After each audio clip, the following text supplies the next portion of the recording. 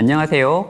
삼성서울병원 정신건강의학과 최정석입니다. 알코올 중독은 환자만의 문제가 아니라 환자 가족들도 매우 고통스럽고 어려운 시간을 갖고 있는데요. 오늘은 알코올 중독 치료에 중요한 역할을 하는 가족들의 이야기와 알코올 중독 예방법에 대해서 알아보겠습니다.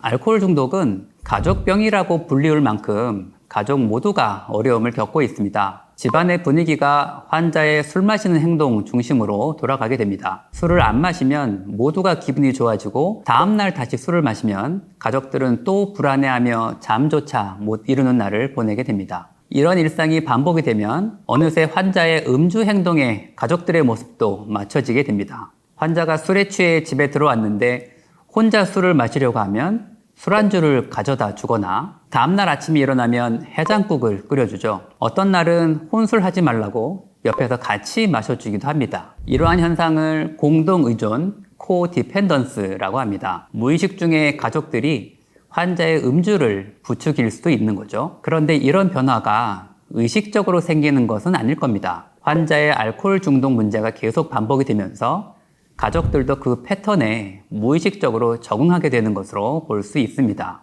알코올 중독 환자의 가족들은 우울, 불안, 불면, 화, 분노와 같은 감정적인 어려움을 겪습니다. 우울증을 앓게 되는 경우도 매우 흔하죠. 알코올 중독 환자들의 가족들은 자신의 건강을 더 우선적으로 챙기는 것이 정말 중요하다고 생각합니다. 나의 독립적인 생활이 있어야 하고 그러면서 가족의 중심을 잡아줘야 합니다. 술 마시는 환자의 행동에 이끌려 다니는 게 아닌 나만의 생활이 꼭 있도록 챙겨야 합니다. 또 제가 가족분들께 드리는 조언으로는 환자에게 술 좀 그만 마셔, 왜 또 마셔, 이런 표현은 가급적 하지 마시라는 건데요. 술 그만 마시라는 말을 듣고 술을 안 마실 수 있다면 그건 병이 아니겠죠. 알코올 중독 환자가 술을 마시는 것은 성격이 나빠서 의지가 약해서가 아니라 뇌의 병으로 인해서 마시는 것을 가족들도 알고 있으셔야 합니다. 더불어 가족들은 환자가 술을 안 마시는 동안에 함께 할 수 있는 활동들을 찾아봐야 합니다. 술을 안 마시는 것도 중요하지만 더 중요한 것은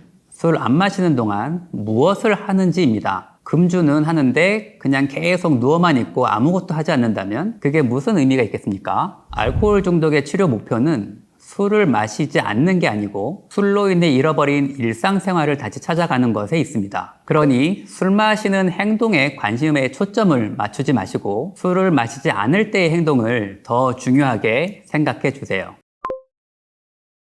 우리나라는 다른 나라에 비해서 술에 대해 매우 관대합니다. 술을 마시지 않으면 사회생활이 안 된다고 생각하기도 하죠. 그런 사회이기 때문에 자신이 알코올 중독에 대한 유전적 소인이 있는 사람이더라도 어쩔 수 없이 마셔야 하는 경우들도 있을 수 있습니다. 그럴 때 가장 중요한 것은 적당히 마시는 것인데요. 알코올 중독으로 이어지지 않고 적절하게 술을 마실 수 있는 몇 가지 방법을 알려드리겠습니다. 첫 번째는 가장 좋은 것은 되도록 술자리를 갖지 않는 것임을 기억하고 술자리에서는 남에게 술을 강요하지는 않습니다. 특히 한 잔만 마셔도 얼굴이 빨개지는 사람은 스스로 마시지 않으며 권하지도 말아야 합니다. 두 번째, 한 번에 잔을 비우는 원샷은 혈중 알코올 농도를 급격히 상승시켜서 인체 유해성이 심해지므로 하지 않습니다. 세 번째, 술을 마실 때는 조금씩 나누어 천천히 마시고 중간에 물을 자주 마시며 빈속에는 마시지 않도록 합니다. 네 번째,